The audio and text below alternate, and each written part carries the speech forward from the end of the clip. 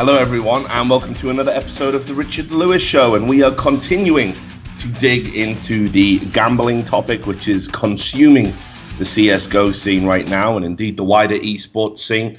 My next guest is somebody that has a legal expertise, a legal background, and certainly has some strong opinions on this gambling nonsense that's going on right now. His name is Ryan Morrison. You might know him as the Video Games Attorney on Twitter. He's known primarily for his work, and again, jump in and correct me if I'm wrong on this, doing copyright and defending YouTubers from false DMCA takedowns and that sort of thing. Yeah, I work with, it started with, that's why it's Video Game Attorney. I started with a lot of game developers. At this point, if you can name a game developer or a publisher, we work for, with, or against them. We got into esports because we started to do a lot of pro bono work in game dev, and few people were getting beat up and taken advantage of more than esports players. So we only work with players. We don't rep teams. We don't work with organizations. And I think we have the largest player practice in the world. We rep a lot of the top players in all the top games, including Counter-Strike. That's why this kind of stuff, when it comes out, it's stuff that really drives me crazy, because there's a lot of illegitimate and illegal aspects to it, and it really prevents this scene from becoming what it could be in a lot of ways. So tell us about your firm and other people you might practice with as well. Like, how would I, if I was so inclined, other than going on Twitter and tweeting at you, how would I secure your services? So that's not the way. I get about 10 tweets an hour at least asking for legal advice or saying, hey, can you watch this video and tell me if it's fair use? That's not how this works. You know, it's a law firm. We have to be a little more legitimate than that. We need an engagement agreement. When I do the Reddit AMAs and things like that, we make it very clear, I'm not your attorney. I'm giving you some general advice. Yeah. That said, I'm happy to be your attorney. We have a good team here. I partnered up with guy Michael Lee, who was one of the top litigators for companies like Rolex for a long time. And I met him at Comic-Con, actually, so we have a lot of similar interests. But he's a really good litigator. I work transactional side and think I'm not so bad. So it just made a lot of sense to team up there. Mm-hmm. We're bringing in some other attorneys. We do a lot of fair use work pro bono through a group with H3H3 Productions called the Fair Use Protection Act, FUPA for short. And we are able to help a lot of people with that. We've been able to grow the staff a bit so we can help more people. But we still do a lot of game dev work. We still do a lot of esports player representation. And if you need help, you just morrisonlee.com, find my email, shoot me an email. Okay, well, look, let's get into the reason we're here, which is all of this gambling shenanigans. I'm sure you will have watched this from afar. So just initially, what's your perception from kind of outside of esports? I've watched it kind of grow organically from in the scene. I've seen more and more gambling sites spring up. I've seen people come in and specifically take advantage of the CSGO mechanics by creating their own gambling sites, despite having no background in gambling, no education in gambling, as far as I can tell. They can just see that it's a profitable venture. You were, while this was happening, kind of outside, working in more mainstream game stuff. You had your legal firm. Were you cognizant of this happening? Was it always something that was on your radar? So I was a Dota fanatic. I have 4,000 hours in Dota. I play a lot. That's how I started with esports players, with the Dota players. And Dota is owned by the same company as Counter-Strike, Valve, obviously. Yeah. And a lot of the problems that we're seeing in Counter-Strike now were much more minor scale in Dota. Dota is obviously a less popular game, but it also, a lot of the gambling in Dota that we would see constantly was betting their rares or betting their skins, but they were betting them on actual matches. There wasn't too many websites that are like a CSGO lotto where you click a button, flip a coin, and maybe get something, maybe don't. There's no skill to that, which makes it a lot scarier under the actual law, because the law separates games of skill versus games of chance, which is, we'll get into more, I'm sure. But as I started to notice it more and more, because a lot of the players I represent would come and say, hey, this gambling website wants us to represent them. So we rep everybody in Counter-Strike, from, JDM to the players who just went from LG to SK, and, everybody in between. And they obviously get a lot of offers from these websites. We also work with a lot of YouTube streamers who get, hey, please use this knife in your video and we'll give you $100,000. It's that kind of money being thrown around so willy-nilly, which made me, and willy-nilly is, I'm embarrassed I just said that, but it's all right. Yeah. I use quaint British colloquial all the time, like willy. But I started to notice, if they're willing to pay 6 figures for someone to make one video with their knife, or use it even in a series, then at what point are these websites making ludicrous money? And very rarely in the world will you see people making money like that legitimately. It's not impossible, of course, but it's the kind of thing that, as an attorney, raised a lot of red flags for me. I wanted to double check my players weren't involved with this stuff. And then as I was talking to Ethan over at H3H3 Productions, who wants to do a little bit more of cleaning up the internet, it's important. There's a lot of just shady stuff going on. We started very lightly digging into this a bit more, and it was incredible how much stuff was already out there but kind of ignored. It was just because it was hard to find. It wasn't sitting there blindly. It was just everybody would find one little piece.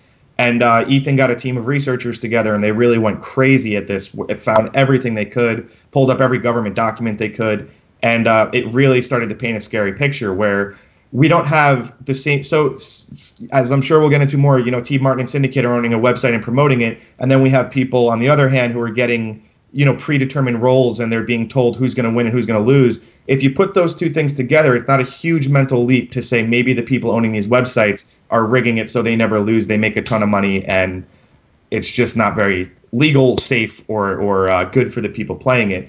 So the more we found out, the more we got involved with this, and the more we just couldn't kind of stay quiet about it anymore. I'm not shy about knowing I made my reputation off yelling about things that were ridiculous, and this I very much find to be one of the most ridiculous. Well, I think we're in good company then with each other. That's exactly what I've been doing these past 12 years as well. Let's just talk about your thoughts about gambling in general, because some people have what I consider a puritanical stance. I actually held off the gambling issue for a long, long time because I didn't realize the depths people would go to make money. And again, in my naivety, I just thought it was like all the people that were kind of complaining about this being unethical or unfair were just bad losers. Right. And that's generally my experience. That's also why we backed off it, because we get a lot of that. Hey, can you sue Valve because I lost a Dota match that I was supposed to win? Like, no, that's ridiculous. And I thought this was the next step of that. But myself, I've been better, but I've had a big gambling enjoyment. I won't call it a problem. I'm a big Jets fan. I like to gamble every year on the NFL. I have a big Super Bowl party where we have a giant pool where we just do prop bets. I am not anti-gambling by any means. I'm anti-unregulated gambling targeted at minors, or at least very young crowd, even if they're maybe 19, I don't know. But we can see that we have the demographic info. It's not a big leap to say a lot of these people playing and gambling are minors. That's what I have a problem with, when there's just absolute immoral ethics running this industry. That's when it needs to stop. And that I don't know any legitimate CSGO gambling websites. I'm sure there might be some. I don't mean like Unicorn or things like that, where you're actually betting on things. Because of course those ones that don't allow you to access it from New York, I can't log on to that and gamble. Exactly. That's because it's being run legitimately. The other ones that just have a little terms of service that says you have to be 18 to play this. That's and not how check it works. your state laws. Yeah, we're not going to check them for you, but if you can't gamble, it might be illegal. You might want to check that. We're making $2.5 billion as an industry every year to CSGO gambling, but we can't afford a lawyer to actually do research into state gambling laws, which is important. I mean, so we have federal law, obviously, and then we have 50 states worth of gambling law. Gambling's a state issue. So while it's different in every EU country, and there's, the UK has its own rules, where it's a lot more legal and accepted over there, for the most part, it's not okay in America, and especially when you make it online. The reason being is because online websites can be accessed anywhere. So if you sell an app on the App Store, you're liable to every jurisdiction where you can download that app. That's scary and terrifying. Same with a gambling website. If I have a website and I can access it anywhere, you're liable everywhere. You're liable to those laws everywhere. So a company like Unicorn will say, they'll check your geolocation, they'll check your GPS, whatever you're logging on from, and say, all right, you can't do this here. Sorry, New York doesn't allow this. Meanwhile, CSGO Lotto, as far as I know, just says, oh, yeah, you've been able to type in the URL. You can do whatever you want now. So let's talk a little bit about regulation, because this is the key thing here. A lot of people are saying it's the fact it isn't regulated that is the problem. And we're talking a little bit about some of those kind of safeguards to make sure that you're old enough to gamble. For example, gambling websites I've used, they have to have a scan of my passport. a registered address. You know, they have to be able. If I want to cash out, I have to be able to prove that I'm old enough to have played in the first place. And you know, there's a few things like this on these websites where it's like tick this box if you're over 13, but very rarely do you even have that. I think you know, it's like you say, it's just a disclaimer page, and you're in. You can do whatever you want. So what type of regulation do we need for this to fall in line with other gambling and of course specifically online gambling? So it's scary because we've kind of come too far for this to be dealt with rationally, at least in my experience. I hope that's not the case. I hope we still can. But now we're at the scary headlines, you know, children being robbed of millions. That's when the legislators come in. They don't do proper research. They don't know what Counter-Strike is, but they're very quick to make a law. It's the same stuff we see in esports. I mean, how many unregulated owners were doing whatever they wanted until, you know, Riot scared a couple of them into compliance or got rid of a couple of them. And, you know, Valve is still, for the most part, hands off with that stuff.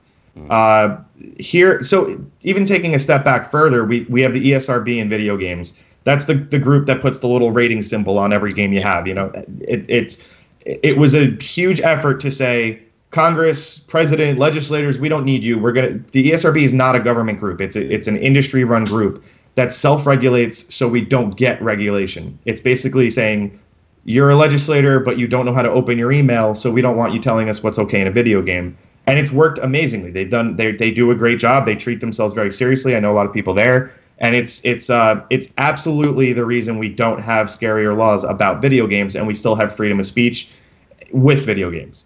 Now, here we've gone so past that point where we have all of these websites being run completely ridiculously, where they're still screaming it's legal. I still have people tweeting me every hour, oh, it's legal, it's skins, it's not money. You know, everyone who understands what Counter-Strike is knows that's ridiculous. If you're trying to defend someone, fine. Under the letter of the law, it's a little ambiguous whether a skin is a poker chip or a skin is straight up cash or currency or what it will be found as. But whatever it is found as, there's at least 3 jurisdictions in America where what they're doing is entirely illegal and felonies. And when you couple with that with the fact that they're allowing minors to go on and do all this stuff, it makes it infinitely worse. So in terms of regulation, I would have loved to see Valve step in 3 years ago and say, hey, this is what you can do, this is what you can't do with a gambling website. Not that they necessarily have the responsibility to do that, but them or another outside group akin to the ESRB would have been the only way to prevent the legislation that's almost going to come for sure now. You see it with DraftKings and FanDuel. You've seen every state, or at least a lot of states, come in and say, hey, this is illegal, we're going to shut this down. Here's the next step. You know, FanDuel and DraftKings have esports on them, but that's betting on actual players. That's games. Now we have just straight up flip a coin, see if you get money. That's going to be dealt with a lot more harshly and a lot more public support. I don't know who's going to support this. This isn't pro-gambling people. This is completely unregulated underage gambling being controlled by people who own the website and the back end. I think what's really frustrating about it for me, Ryan, is like, and you know, I talk about this a lot in esports because I've seen people do it repeatedly. And, you know, I talk a lot about, you know, killing the goose that laid the golden egg. And of course, I use the correct term, not killing the golden goose, because that's not what happened in the classic fairy tale. But this has happened time and time again. So, for example, we did in 2005, it was sponsors. Big sponsors wanted to come into this developing industry. They wanted to put a lot of money into it. And very often it would be the same bullshit artists, panhandlers, demagogues, and liars that would be on hand to receive that money. And they would receive that money and they would do nothing for it, would provide unrealistic expectations and would disappear into the night, building extensions on their houses, driving fast cars.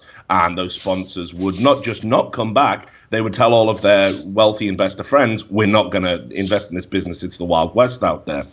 And that actually put us back several years when that happened. Then we've been involved in bubbles, where we tell each other, you know, hey, no, this is totally sustainable. This is going to last forever. We've got all this money coming in. It's never going to end. And of course, it doesn't. All it takes is one sponsor to lose confidence and withdraw. And then we realize that we're an industry pretty much sustained on marketing budget. Everyone's overspent. And the knock-on effect is the whole industry collapsed very much like it did around about 2009. So I could go on for an hour about that. Yeah, it's unbelievable. So here we are again.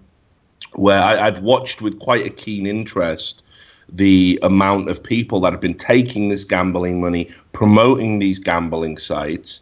And I thought it was an opportunity for us to show, hey, look, if nobody gets greedy, if nobody gets stupid, this could be a good thing that will make money for everybody, and nobody will poke their nose into it. It shows that we can regulate ourselves, that we can be a mature industry, and it'll be fine.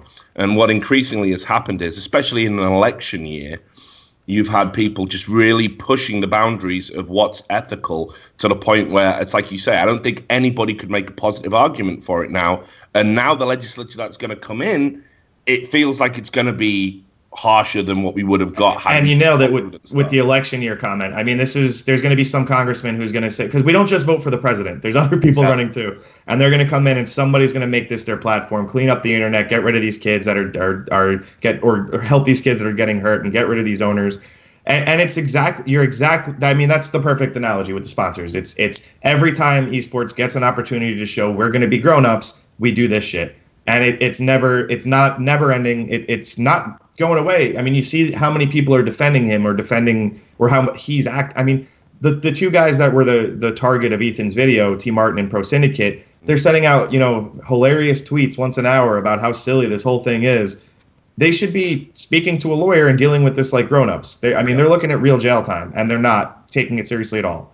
And that kind of pompous, you can't touch us attitude is what a lot of the owners have in this industry. That has changed, and that is going away. But it's a big issue in esports. Well, that's what happens when you're dealing with young people who are already millionaires. I mean, they've already made their millions off the back of their fans. They've already made their millions off the back of their somewhat dubious talents as entertainers.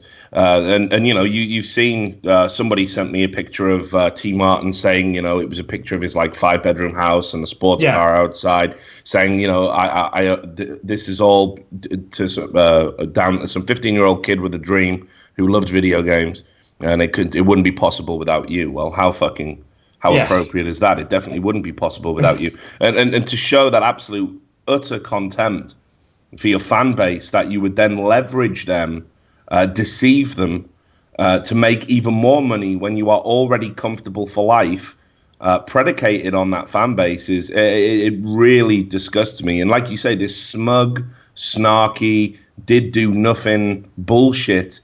I can't really understand the stance they're taking publicly, but I'm seeing a lot of people doing this. I think, I don't know if it's stupidity, I don't know if it's naivety, I don't know if this is like the po face that you're supposed to have when you're getting absolutely, when the shitstorm's about to come down. Yeah, I mean, it's a bit of, so to take off the lawyer hat for a second and to play, whatever, I think that when you make your business, so if they've been doing this the whole time, and if they've been playing their fan base the whole time, you start to make money off that, but you also start to look down on your fan base, how stupid they are. They fall for this every time they log on my website, how stupid these people are. And then you make more money, and then the people just become more stupid to you. And then eventually you develop such an attitude where you are untouchable, you're the king shit.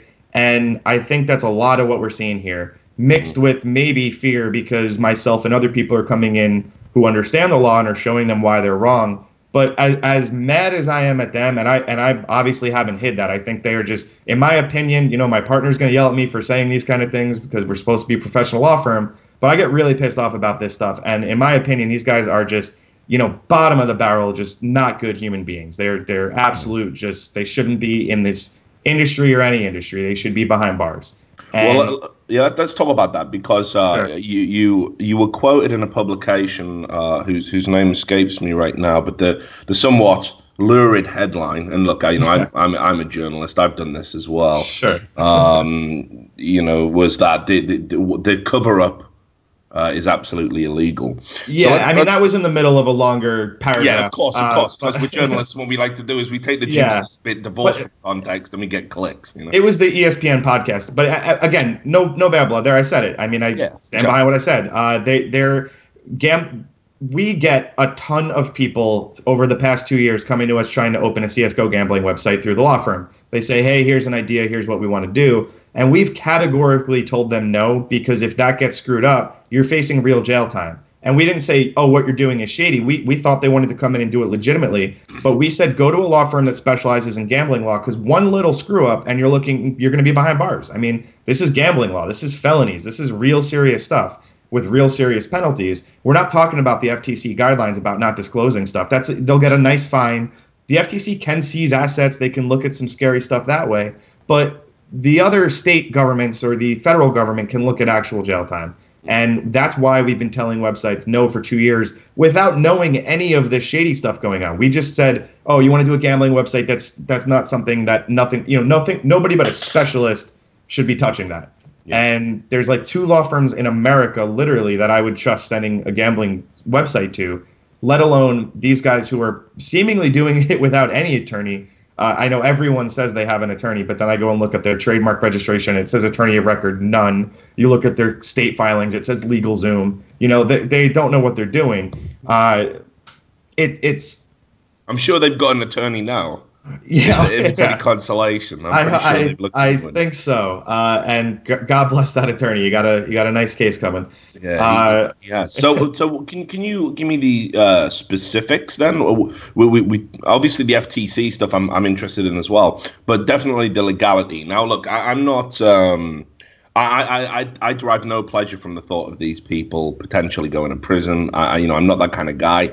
I'm not mean-spirited like that. I do believe that people should be penalized, but equally, I find the prison system to be, in its current form, especially in America, to be a particularly barbaric. Oh, I agree. And just to finish the other thought about how they should be behind bars, I'm not saying, I'm not relishing in that thought either. No. But I've been getting endless tweets since this story broke from 12-year-olds, 10-year-olds saying, can you please tell me it's not true? T. Martin's my favorite streamer. He's my role model, blah, blah, blah. They're not just stealing money. They're breaking hearts. They're shattering kids' dreams and role models. It's, it's just absolutely disgusting. And it's hard to stay calm about it. It really is. But no, and I agree. I think, kids are kind of having this like rude awakening. It's like Pee Wee Herman getting caught, jerking off in a cinema all over again, right? It's like you want these people to be fucking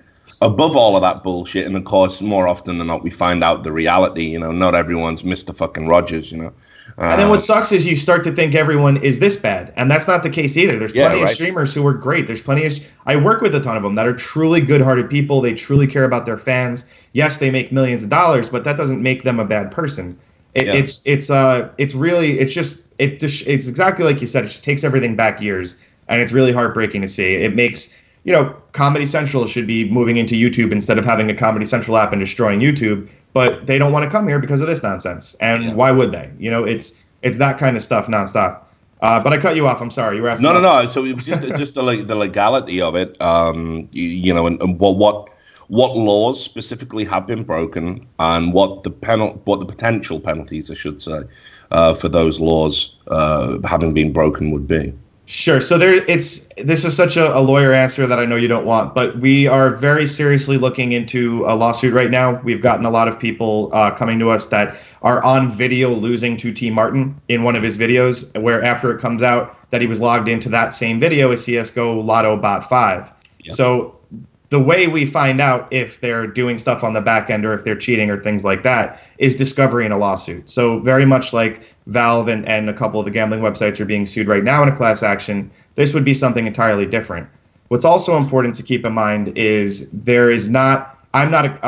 are private attorneys. We work for a law firm. We don't work for a government. And as such, we can't press criminal charges. I can't say, hey, you did something illegal. You're going to go to jail. I'm going to sue you for that. We have to go to the different DAs. We have to go to the different government agencies, of which we are also in talks with that are unfortunately probably privileged. I would love to check and do a follow-up with you. But in terms of the specific laws that we're looking at and the specific penalties, what I can tell you is that these are actual felonies that we allege have been broken, and they have penalties of up to quite a bit of jail time. So what the actual specific laws are, we're definitely going to be talking about sooner than later, and I'm happy to do a follow-up and go through those with you. But right now, I can't say much more than that, and I'm sorry. No, that's fine. Is there any circumstances under which the lawsuit would not come about? And equally as well, if there wasn't a lawsuit, and let's say there was no one from our space that was pursuing this, obviously the federal government would still be allowed to pursue it, and most likely would anyway, right? Yeah, so the federal government, I would be shocked if they don't pursue it at this point. I know. So Bryce Blum, esports attorney who works with mostly teams and orgs, we did an AMA together yesterday on Reddit, kind of going through this stuff. Very good it was as well. I appreciate some that. notes for the show. Yeah, thank you. And Bryce and I disagree on this fact. I think that it's a sure thing that the feds are coming in. There's too many eyes on this now. Before this interview, I just spoke with the BBC. This isn't just on the Score Esports or something like that. This is a major story now. And enough people play these games and enough people, watch these guys stream that their parents find out and their parents say that's where the $500 went. And then they're writing their local legislator. And eventually somebody is going to do something. And I think that's going to be within weeks, not years. And you don't need a private action to have that stem off. So they can just go right in and do it. The lawsuit on our end is something, my partner and our staff are looking through to see if we have the right people. We're open to still talking to other people. B, we don't want to get any money from it. And I know that sounds like, the bleeding heart nonsense I'm screaming about on Reddit, or what I get accused of the other half of the time is that I'm just doing it for publicity. It's really, I don't care. I mean, at the end of the day, if you can say whatever you want, I would rather these people not be allowed to do this stuff than not. And if we can help with that, I would love to do that. If we can get restitutions for the people who lost money in a fraudulent system, I think that's the right thing to do also. At the same time, I get the same people saying, well, they knew what they were doing. They knew they were gambling. They didn't get tricked there. Or the second follow-up, their parents should have been stopping them. And just like I told ESPN, if your kid goes and overdoses on heroin, you don't say, hey, put the parent in jail and let the drug dealer go. It's the parents' fault for not watching about them what they were doing. It's two different things. Those are maybe the parents should have been more responsible, but that doesn't make the other person not a criminal.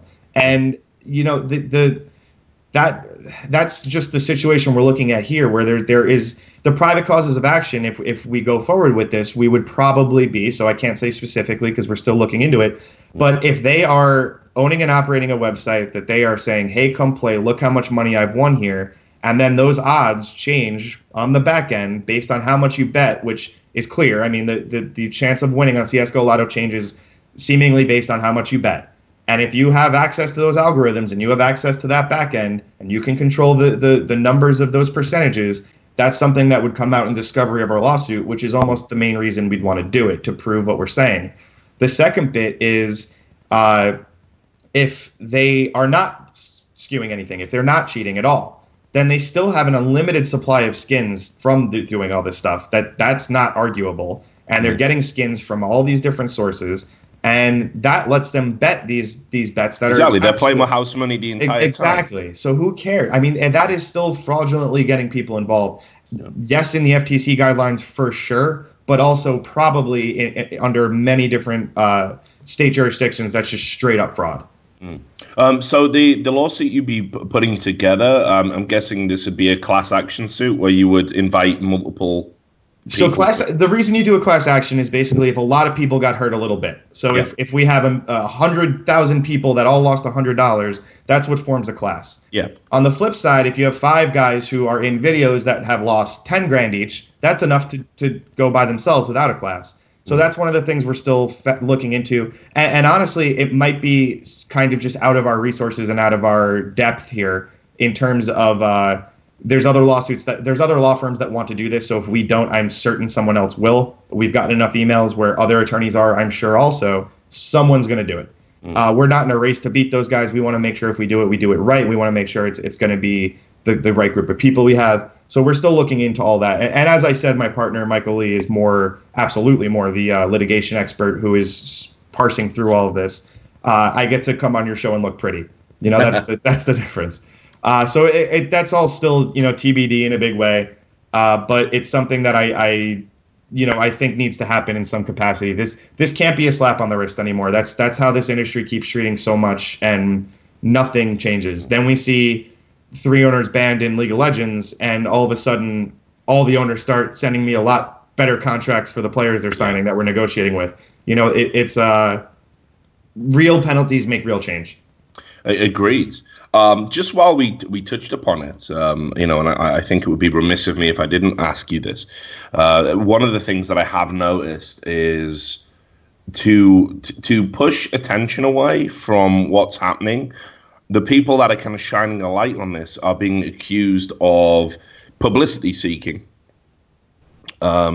which happened to me just today, actually. Yeah. Team Martin, of course, is involved in the team Envious. Right. I very publicly said to Hastro Microfail that he should probably look at removing him from the board, whether it's with a buyout or whether he enacts a morality clause, whatever the terms of the original equity agreement were, because I don't think you can operate a competitive entity in our space and have people like that on your as co-owners. I tweeted out the exact same thing at him. I agree entirely. And he's saying I'm doing this for hits. Right. Which is weird because I work for a big broadcasting company. My YouTube channel is effectively a hobby. The money I make from this is, you know, infinitely small in comparison to my salary.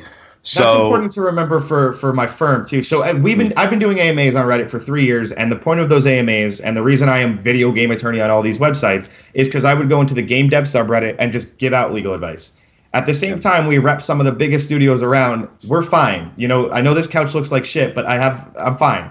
I mean, really, we're not. I don't need the money here. If we did the class action, it would be for free. I grew up eating Taco Bell and driving a Kia. I'm happy doing that forever. Not a millionaire. Don't need to be.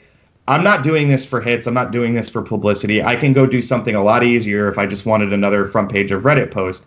Instead, I'm doing this because this is just straight up wrong. And I know you get accused of stuff all the time. I get accused of stuff all the time, too. It's maybe different ways because you're allowed to say more than I can sometimes.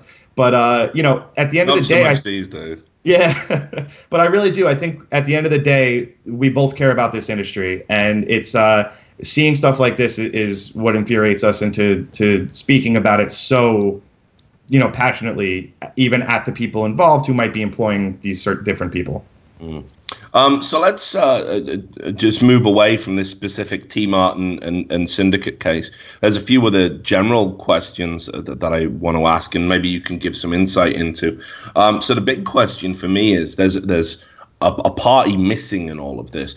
We're talking about the people who own the sites. We're talking about the federal government. We're talking about the FTC. We're talking about you as a lawyer. We're talking about me as a journalist. I can't believe you waited 36 minutes to ask this. Where the fuck's Valve? Right. So I've not been shy about that either. I've actually been saying this for almost 6 months, that I think Valve is, you know, very much part of the problem here. So to get legal for a second, when you buy a skin, you don't buy a skin. You buy a license to have that skin. You buy a license to display and use that skin. Same when you download an ebook to your Kindle, you don't own that book. Same when you buy a game off Steam, you don't own that game. You can't leave it to your kids when you pass away. You can't sell it to your friend. There's no more used game bin that there used to be at GameSpot. So all of that said, that means Valve owns every single skin that's being gambled on these websites. It means that they're allowing their API or somebody corrected me earlier that apparently it's not an open API. It's some other way they do this. But whatever it is, they allow CSGO Lotto to access people's Steam accounts and see what inventory they have and things like that. So they know they're in some way involved in that, and they obviously own Counter-Strike. Now, you take all those three things together, and normally it's easy to say, and it's correct to say, they have no duty or obligation to do these certain things or to regulate third-party websites doing whatever. They can say everyone's allowed to use this, and until something gets reported, they don't really have to act on it. The problem here is they've gone past that now. This is no longer the blissful ignorance that most companies can claim.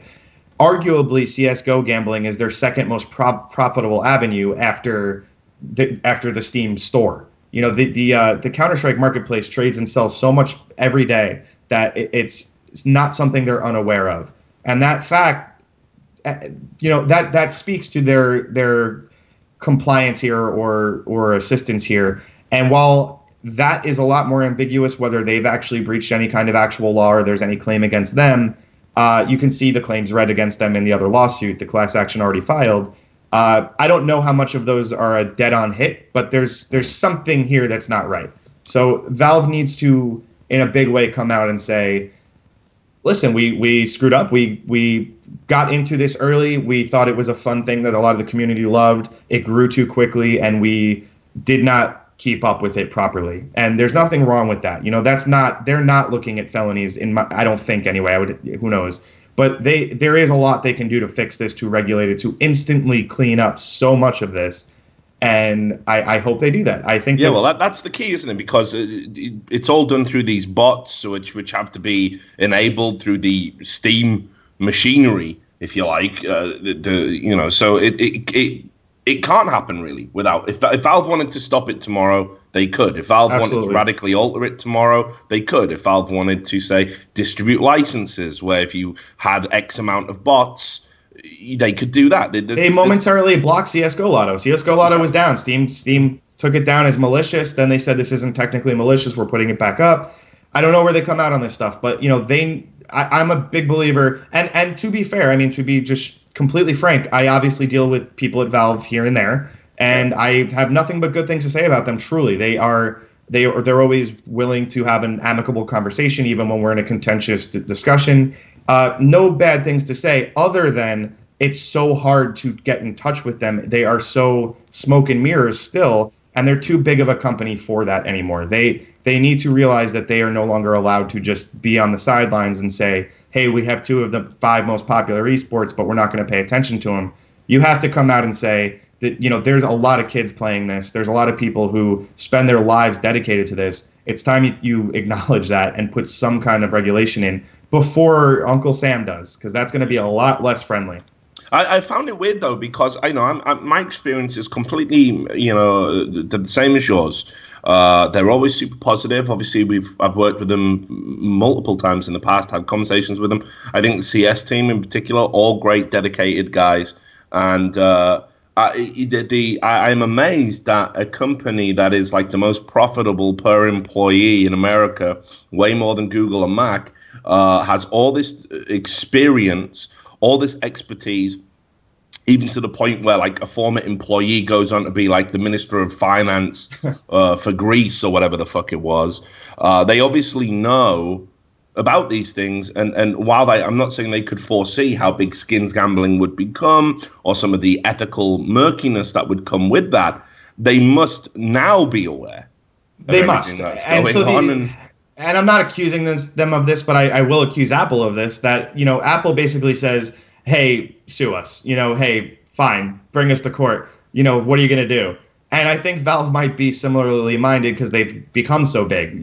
Who's going to shut down Steam? No politician's going to do that and lose every vote in America.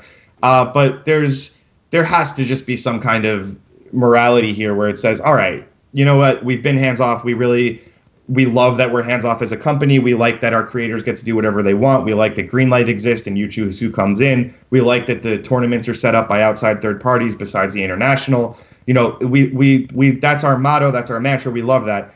That can all still exist and say, oh, but by the way, these people just straight up stealing from children, allegedly, we're not going to let that happen anymore. Yeah, and Valve have been so kind of focused on like the consumer for long parts of their development cycle. I remember making arguments for on behalf of Valve when Steam was getting criticized by all these retail outlets saying it's killing the industry. We need legislature to prevent. I'm like, fucking welcome to capitalism, bitch. Like this is what happens. You have an outdated, outmoded form of commerce. And this company has got ahead of the curve, took all of the risk. You don't get to say at that point, fuck it, like we need laws to protect our outdated business practices. Fuck that. So I've always been very much on the side of Valve and how great they are as a company and how ahead of the curve they often are. And yet on this, they just seem absent. And that's what worries me, that this is not an issue that's going to go away. There's been no formal communication from Valve about the gambling issue. They've not made any statements. To be fair, they are being sued. So if I was their attorney, I would say, don't say anything yet. Let's figure this out. Well, let's talk about that class action suit that was brought. This is a recent lawsuit. I've talked about it on previous shows.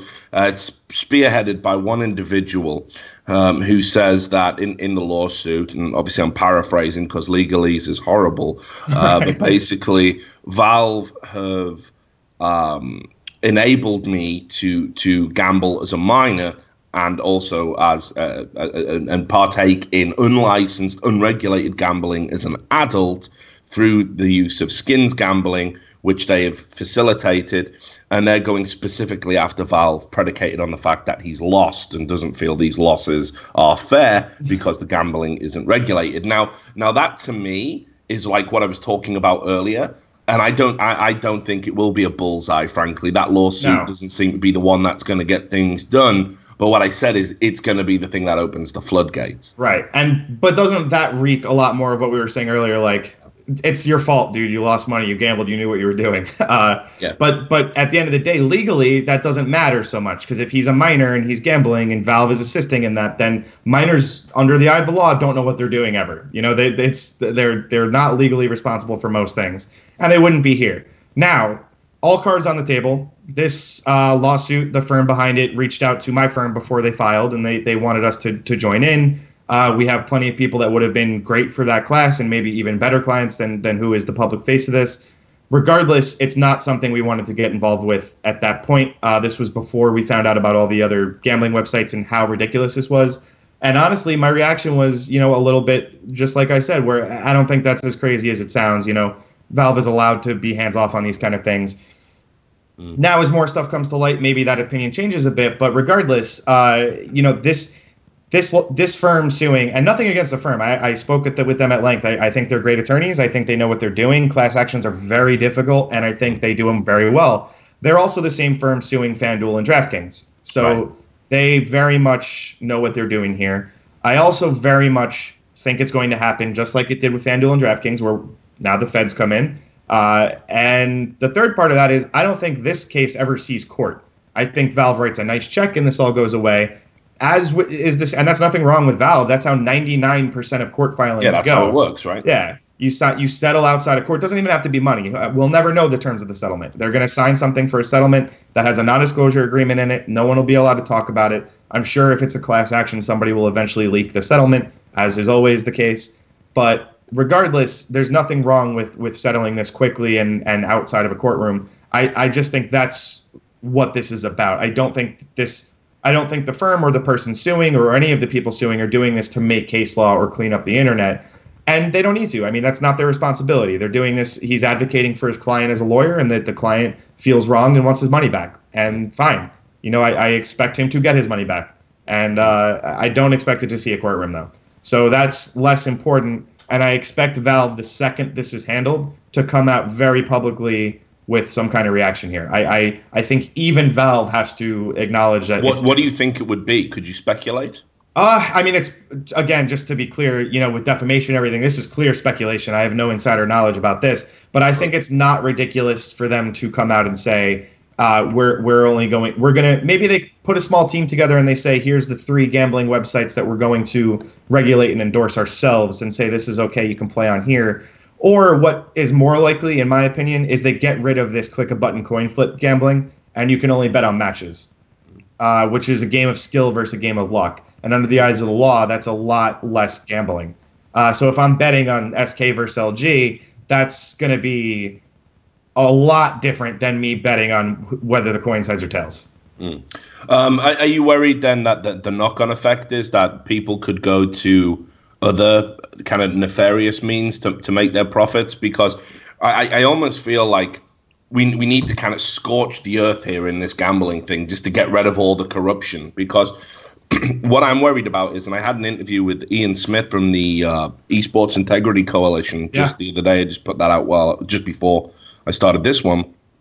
And he talked a lot about match fixing and how now there's so much money in this that there's a very realistic chance that people from organized crime are going to come in, which is what's happened in other sports. They're already here, let's be honest. Yeah, okay, yeah. Well, in all seriousness, in all seriousness, they're already here. It's there's a lot of actual. I joke and I call some owners organized crime, but they actually are part of that. And I'm not pointing any fingers. We're not going to do that break here, but I don't want to wake up with a horse's head in my bed. Yeah, right. But that's something that's been here forever and not going away anytime soon until some of these ethics committees get together and actually do things. So maybe Valve has to truly check. you get a license as a gambling entity in America. There's gambling licenses, so maybe they can at least check that before they let a website use their stuff in a gambling system. They certainly don't now. I mean, who knows what they check now? But also, you know, the streamers need to be held accountable here. They own the damn website and they're promoting it, and they're not saying that. They're quite explicitly saying in videos they don't own it, and I almost regret that the video and the target of this is just those two, because they've become the face of it now, and there's a lot of others that are doing it also that we're still getting evidence together about before we say anything public. But, you know, Josh OG is on those filing papers. He has equity in the company. He's admitted it. Maybe it's a bit more ambiguous whether Josh OG understood he was taking equity, which is making him an owner. But, again, legally, that doesn't matter. Get a lawyer. You're making millions of dollars. Go get a damn attorney. I mean, we're not that expensive. But I mean, if you have equity in a company, you're an owner. If that company's doing something illegal, then you're potentially liable for that too. Criminal charges pierce the corporate veil pretty easily. The reason you have a company is so if you screw up, I sue that company and not you. It puts a shield of liability there. When criminal charges come in, that shield dissipates pretty damn quickly for the owners. And when minors start getting hurt and there's private actions like we're seeing now, it also pierces pretty quickly. When you're lying about owning it and when you're treating the company as a piggy bank, basically, that liability shield goes away. It's called commingling funds. And unless they can prove that they treated that company entirely separately from all their personal stuff, they've commingled funds, and now it's all the same. There is no CSGO, Lotto, org, or Inc., or LLC, whatever the hell it is. It's them as human beings and individuals, and they are liable then. Here's something I want to ask you. You talked about, and I know again, this is speculation. Okay, sure. It's wild speculation. It's allegedly, it's all of those good words that protect us and enable us to enact free speech. But I agree. I've seen lots of these other sites come up, and people have been linking me to people that they believe to be operating a very similar practice to what we've seen with CS:GO Lotto. First up. Some people have been saying, oh, getting a revenue share is as bad as equity. And I don't agree. It's not at all. It's not, right? Right. Yeah. So the problem is I learned a long time ago, most of the industry uses those two words interchangeably. Hey, I'll give you 10% equity in my company. And that person thinks, oh, cool, I get 10% revenue. They're not interchangeable at all. What 10% equity usually comes with is also 10% revenue. But 10% revenue means you're getting profit shares. You're splitting some of the money, but you're not an owner. And again, most of these guys don't get contracts. They don't get attorneys to look at their contracts. They sign this stuff without realizing it. In a verbal agreement, they might truly believe they're just on a 10% profit share, but they really have equity. And that's a whole different ballgame then. Yeah. And yeah, I mean, these guys are all friends. All these pro streamers and pro Counter-Strike players know each other. I've been reached out to by most of them at this point. And they all have so much dirt on each other. And yes, they are all starting to accuse each other of doing very similar practices. Yeah, I mean, I love that approach to it, how it was like one big fucking fraternity, right? And then as soon as it all starts going wrong, it's like, well, I mean, again, Hastro did this. He tweeted saying, you'd be amazed to know what other teams are doing this, as if that somehow absolves your involvement in any way, shape, or form. And it's like, look, you know, I understand that it's not pleasant, especially during a major tournament where you have operational things to focus on. Which was not the intention, to be clear, because we've been yelled at about that too. Ethan it was not the intent to do this during such a major tournament. But what a shame that the major tournament's going on and we have to talk about this the whole time because, you know, it's happening. And the team owners are, not all of them, of course, but there's some that are very aware of this stuff, that know what their players and streamers are making. There's some that are, I mean, I think the next week we're gonna have a lot of streamers pointing fingers at each other as one gets called out or one more info comes out. They're gonna say that wasn't me, it was this guy, and it's all true. I mean, the paper trails we're getting are pretty extensive, but you know, we're a law firm, so we want to make sure it's not extensive. It's 100% accurate before we say anything. But I promise you, there's more stuff we have and more guys coming out. Yeah. Well, so one of the people, and I've already talked about in the video, so if you don't want to get involved and talk about this, Just say I can't comment or no comment or whatever the fuck you want to say. But I've been doing some digging and having a look at the whole FaZe and CSGO Wild relationship. I think it's very interesting that even if there was no wrongdoing, CSGO Wild have been and FaZe have been very how should we say, fastidious in cleaning up any relationship. They're removing videos from their YouTube channels. They're deleting tweets that go right the way back to 2014, which obviously at that point, I don't even think it shows the company as an entity, but it shows relationships as to how that company may or may not have been formed. One of the things I found particularly hilarious was that this company, CSGO Wild, which to all intents and purposes operates primarily in America and Europe, is registered in Antigua. Which, Antigua is the go-to because you don't have to file corporate tax documents for 50 years after you file there. So it's basically come here and do stuff illegally. That said, all that stuff has a paper trail too. So we're still figuring a lot of that stuff out, where it goes exactly. With FaZe in particular, I've spoken to a couple of the guys over there. I do, as it stands right now, truly kind of believe that they're not any equity owners of Wilds. There was sponsorship deals, I think, that's been public already and that they're open about it. And they are basically now, I think, in panic mode because they saw Ethan's video and they said, oh, shit, I didn't know we were supposed to do this. And maybe they're going back and trying to clean things up or take down things that were... Wouldn't a better option be, though, to come out and say, if you've got, I'm a big believer in just hold your hands up if you've got nothing to hide. I mean, again, that can be naive. Well, but here's where reality changes from the law. So if you leave a tweet up from 2014 that says something illegal, it's continued willful act, fill in the blank X, whatever it is. And you don't want... So if it's a fraudulent tweet, it's continued willful fraud then, as opposed to whoopsie-daisy fraud, which is different. It really is. Intent is a big thing under the law, and intent is a huge issue here. So if they spoke to an attorney looked at their stuff and said, get rid of this, you idiot, they might do that. But I would expect that to also come out with a statement saying, hey, we didn't realize this. We screwed up. We're going to do things on the up and up. We were not owners. Here's proof that we had a sponsorship deal. That's the right move there, I think.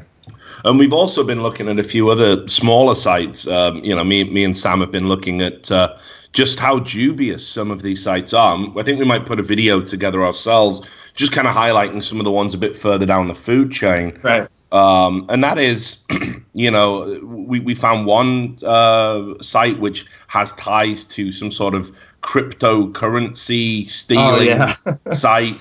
Just all sorts of nonsense. Like a lot of these people. Sent that too. It's the Bitcoin. That's correct. Yes, absolutely. But it's the one, I forget the name of it. The steal. Yeah, but right. Sorry. So it seems to me that this is beyond a shady industry. These people aren't.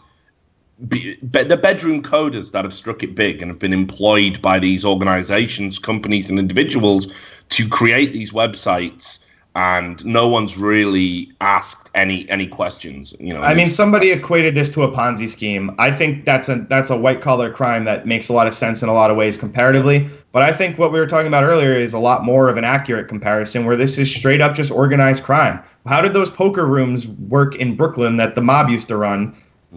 No bets were fair. Everyone knew what the cards were going to be, and they would steal the money. How is this not the same thing? It's internet organized crime. It's a new kind of mob you're looking at, where they're showing off pictures of their beautiful cars and their nice houses that they're buying with very illegitimate means. Yeah. So, look, there's a few other bits and pieces I want to kind of talk to you about just while you're here, while I have you, for the amount of time that I do. Let's just talk about the end game in all of this. Like, where do you think we're realistically going to be, let's say, 6 months from now? Are there going to be these wholesale improvements? Is gambling going to be, online gambling going to be dead? Is skins gambling as we know it going to be dead? I mean, 6 months sounds like forever, but it's the shortest time in the world in the eyes of the law. I mean, look how long FanDuel and DraftKings stuff's been going on. So within 6 months, I expect all this stuff to certainly be starting, but not be solved. I expect that Valve will have very different rules by then. I think Riot and everyone else is going to come out publicly and say, hey, we've been doing it right the whole time. Haha. And that kind of, arms race to being legitimate again is going to be important. As much as I'm seeing people calling me out for various things here or defending T. Martin and stuff like that, truly 90% of it is people devastated who are heartbroken and are done with Counter-Strike. So if you're losing that much of your fan base and player base, or that much of your user base feels scorned, you have to do something to remedy that. And I think Valve will. I hope Valve will. They absolutely should. And I think that's what we're going to see in the immediate. In terms of gambling regulations coming down, this might be affected by the FanDuel and DraftKings. So those criminal proceedings might just group this stuff in and say, hey, we're going to do all of this stuff this way from now on. And it's possible that changes things pretty dramatically. There's also states trying to legalize online gambling, and then that makes it legal with different rules, though, that you have to follow now. And if you're not following those rules, you're just breaking the law all over again. So, it could go a lot of different ways. But just like with esports, I get asked once a day, when is a union coming for players? Yeah. And that's not the next step. I mean, first, let's have people look at contracts. First, let's make this when everyone starts acting like a grown-up, we'll start being treated like grown-ups as an industry. And we're very far away from that still in terms of where we're at with the legislation, attorneys' involvement, even accountants' involvement. You just saw Messi get in trouble for tax fraud absolutely over there. So that stuff's happening here, believe me. That's the next thing. I mean, I always thought the big federal government coming into esports scandal was going to be the tax issue. I thought it was going to be, all those LCS players that are playing on tourist visas. That's what I thought it was going to be. I didn't foresee the gambling thing would blow up and be the issue that brought, big government. No way. And you also don't even get to see the privileged conversations, But like the second there's a dispute with a team, the owner saying, well, I'm going to revoke the visa, you're going to be homeless, and the team saying, well, I'm going to report you to the IRS for tax fraud. And it's just, somebody's going to go nuclear eventually, and we're going to eventually have to get something that might not even be a union, but something where the players band together and say, hey, this is our career, let's start taking it seriously. So here's another party we haven't talked a lot about, and I know this is more in your wheelhouse, Twitch. Right. A lot of people say Twitch should be taking a stand against gambling, that Twitch, that they seem to have this very muddled morality. And that is, for example, they just recently went on a sweep where it was like, if you showed a cartoon representation of a cat's anus, they were going to take that down from their website. But of course, if you want to flash your actual anus, if you're big enough, that's permitted. And equally, if you want to engage in stuff that seems to be dubious from a moral standpoint, such as gambling, Twitch offer the very wishy-washy, just don't do it for 30 minutes in a row. You've got to play a game between periods of gambling. Real woolly legislation. Which wasn't an anti-gambling stance on their part. It was more we're a gaming website stance, so play games. So they haven't. So I would bet my life everyone at Twitch, who I am very close friends with and I respect immensely, just to take all of what I say with a grain of salt. I think very much they're watching this Valve lawsuit, they're watching Valve's response, and they're going to be very eagerly anticipating, that so they can react as well. Keeping in mind, Twitch is not violating any laws. No one's claiming that it's not even ambiguously assisting in this gambling. It would be, they're more YouTube, where if you make something illegal on YouTube, you're in trouble for that if it's reported. YouTube has to take it down if it's reported. So if Twitch is not doing that, that's different. But Twitch has its own terms of service or terms of conduct that they're enforcing. It's not laws they're enforcing. So they're a business. They can be wishy-washy and say, yeah, you showed your anus, but you have 10 million subscribers. You're allowed up. But this guy with 100 subscribers is giving us a headache on Twitter, so he's gone. And they're allowed to do that because it's their own code of conduct they're doing. They're allowed to kind of, be there doesn't need to be precedent in case law they're following. Yeah, and I wish they'd be a bit more transparent about that, because I think we can all see there are some wild inconsistencies in how they apply their rules and regulations. I'm thinking of like the Gross Gore situation recently, and again, I don't want to defend Gross Gore. I think he's just an atrocious human being. But the point is, it's not so much. I believe in a fair shake for everybody. I believe everybody has to be treated the same if you want to call yourself a fair platform. Whatever it is. Keep in mind, though, Twitch has a lot of competitors coming up that are starting to gain a lot more steam, from Facebook to everyone else, that Twitch now has to keep in mind. I mean, Twitch is a business, like I said. So Twitch has to say what is going to make us a profit next year, what is going to keep us afloat. And if we anger a couple people by not giving two of our streamers the same decision, that's better than losing this super popular streamer. And it's not the best thing in the world, but it's a real world decision they have to make, and it's not easy, I'm sure. And like I said, I'm quick to call out companies when I think they're scummy or if I think they're run by somebody bad. Everyone I know with at Twitch, from their general counsel to their head of streamer relations to everyone in between, is nothing but a great person who truly cares about the viewers and Twitch. I mean, it's a family vibe. Again, that has been my experience as well. I am wondering about the winds have changed though.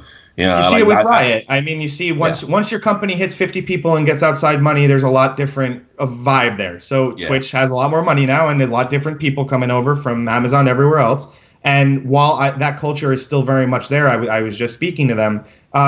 There's going to be changes, of course, and these strict guidelines and the strict rules people are breaking. It's very rarely a once in you're out deal. Most of the people who are banned have 30 strikes that just everyone doesn't know about that happened first that may have been dealt with a confidentiality clause.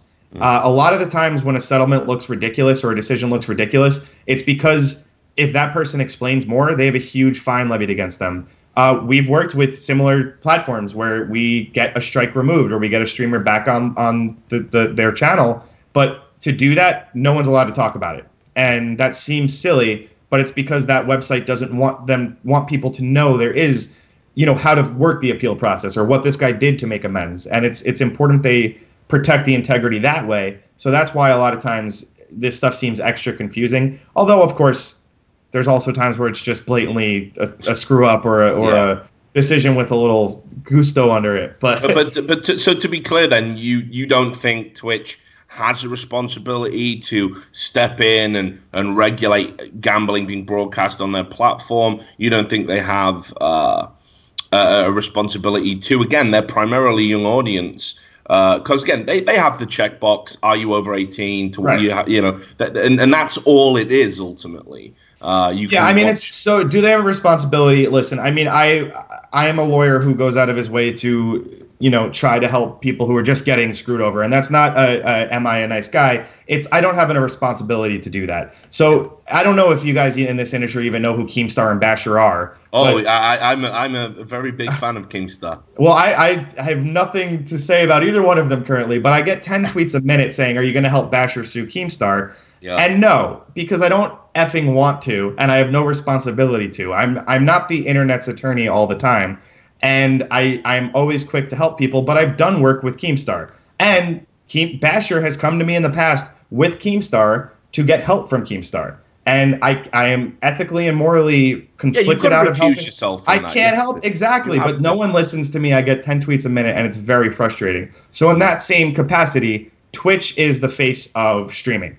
And every time there's an issue, it's what is Twitch going to do? And Twitch has done a lot to clean up streaming. I mean, when you look at what's on Hitbox compared to what's on Twitch, it's two different worlds. And not even just Hitbox in general. I mean, Twitch was very quickly turning into a camgirl website, and they stopped that. And there's a lot of other stuff they stopped that is just ridiculous. Is this gambling viewing part of it? I think so, but at the same time, it becomes, are we anti-gambling or are we anti-illegitimate gambling? They've streamed poker on Twitch. A lot of my friends love watching poker on Twitch. And it's all legal and it's all totally okay. So Twitch is within their rights to show gambling. It's just more, I would love to see some kind of, we're not going to let CSGO Lotto on our website anymore, things like that when this stuff comes out. But in terms of what they're responsible for, I don't think they're in any possible trouble, if that's what you're asking. Oh, no, I don't think so much that. It's almost as if, very much like we're talking about, you kind of want the industry standard bearers to come out and have a very clear stance. And they are top of the top in terms of streaming, so that's when it's not a responsibility necessarily that they truly have, but it's a responsibility that I think you and I both think they do have. Now, sorry, go on, keep going. No, I mean, then it just becomes a question between is gambling getting removed or is illegal gambling getting removed? Yeah, true. So there was there was a thing here. Someone actually posted this to me. Sorry, I'm just going through here. Where was it? There was basically a copy of the terms of service for specifically Twitch and what you agreed to abide to. And it said there that FTC regulations were part of that terms of service. Yeah. So in the instance of T. Martin and Syndicate, and Josh OG as well, who I believe uses Twitch, do you think they would need to have some bans enacted against them for violation of that terms of service? So again, it's a terms of service, not a law. So they're allowed to choose if they want to enforce it or not. But I would say that without a doubt, they've breached that terms of service. I mean, they have not followed FTC guidelines. So yeah, I mean, Twitch has every right to remove those channels now. And again, I think we both think they should. We'll see if they do. They have no obligation to under the law. They have no obligation to under anything. But morally, it would be nice to see a hammer come down from them. Now, you're looking at their terms of service and things like that. To give them credit where it's due, the industry uses Twitch's documents as kind of industry standard now, because Elizabeth Baker, the top attorney there, has done more research than most into what's okay and what's not in this world. And when these crazy questions come up, we kind of look to Twitch for an answer, which makes it. Yeah, it's their responsibility, but it's also, that's a scary torch to have, because if they do something reactionary or emotionally or quickly without the proper research, the rest of the industry is going to follow. And if they screw up, or if they get the wrong person, or if they make the wrong decision, that's really hard to bounce back from. So that's why it's a little more, slow-footed than I am on Reddit when I'm screaming. So I've had you for the requisite hour, and it's been fun. We've had thrills, chills, and spills. Now you're a mighty intellect. So is there anything you think I have neglected to talk about, and anything you think that you would like to address just quickly before we wrap up? Yeah, I mean, in terms of the gambling side, not really. I think we touched a lot really well. I could speak for 7 hours about some of the other stuff we touched on in esports, but that'll be another day. Okay, awesome. Well, look, I certainly wish you all the best. I know you're going to be very, very busy in the coming weeks, months, possibly years. Hopefully, it doesn't take that long to get to a resolution. I think it's been great to finally see kind of respectable people come and look at this instead of letting the shady people, the nefarious people, the people with an agenda kind of drive this discussion. And I honestly think we're going to get to a better place by the end of the industry, even though it is going to be painful. I do have some kind of concerns about the short-term financing of esports. We had a kind of similar problem when the FanDuel and DraftKings money had to be pulled out of esports. And I think this is going to be a similar, slightly painful process. But the good news is esports is so big now, it doesn't take long for something else to come in and fill the void. So I don't think it's going to be an esports apocalypse or anything. But no, I don't think so either. It might. I mean, really though, you might see the decline of Counter-Strike in a big way, which I know none of you guys want to see. But you could come play a real game like Dota. I wouldn't be welcome there. I get the sneaking suspicion. But yeah, I agree. I'm almost intrigued in a way. I want to see how big Counter-Strike is if we remove the gamble. Right. I mean, so then I'll ask you that. Do you think this would be in the top 5 of esports right now without gambling? I actually do. Yeah. I think while it may massage the figures, and while it's definitely given us a push, I think there's no doubt about that. And I've seen it firsthand when I've commentated smaller tournaments, UK tournaments, and no one wants to see those awful players run around shooting each other. But when the games were featured on CSGO Lounge, who currently the rumors are that they're being bought by a big financing company that are going up and buying various properties, including teams. If your game was featured on that site, it would do 3-4 times the number than if absolutely. So I'm very cognizant. I'm very aware of how it can inflate viewing figures, and but again, there's other ways that it can happen. So, for example, at the major, one of the big criticisms is you wouldn't get more than 1 million concurrent viewers if you weren't doing the drops, if you weren't giving the souvenir drops.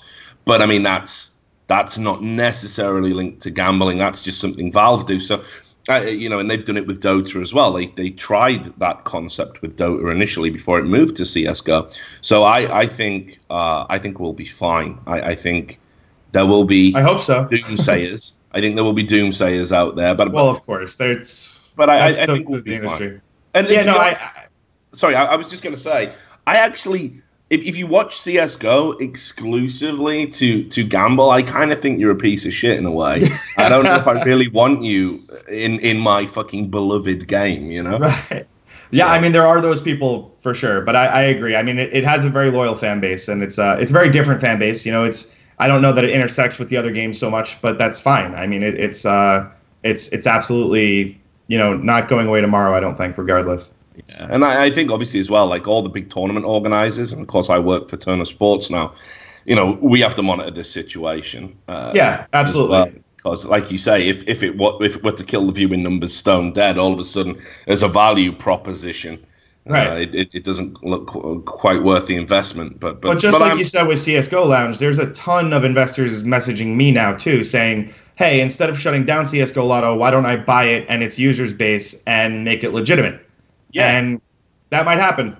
Who knows, right? Well, look, dude. Are there any last plugs or last shout outs you need to do? And how can people follow you and your wonderful rantings on Twitter, that kind of thing? Yeah, so I'm at Mr. Ryan Morrison on Twitter. You can just Google Video Game Attorney because I market well, so I'm all around. And yeah, morrisonlee.com is the website if you need a trademark or something. Happy to help. Awesome. Well, look, thanks a lot for your time, Ryan. I know it's very valuable. We're going to be back with another Richard Lewis show this week. We're doing all gambling all week. That's all we're going to be talking about. We're going to get various opinions from various people in the industry. We have tried to reach out to guys like T. Martin and Syndicate. We'd love to hear from them and get it direct from the horse's mouth. I think legally they're being advised not to talk to people like me right now, which makes fucking sense. But we are going to have Rahul Sood from Unicorn at some point this week. We're going to get Sir Scoots, the original standard bearer for being anti-gambling, like way back in like 2014, 2013 or some shit, when he saw the writing on the wall. So I'm going to eat humble pie and get him on a show and apologize to him face to face. But until then, until the next episode, thanks a lot for watching. Thanks to Ryan. Thanks to Sam. And we will see you on the Richard Lewis Show. Goodbye.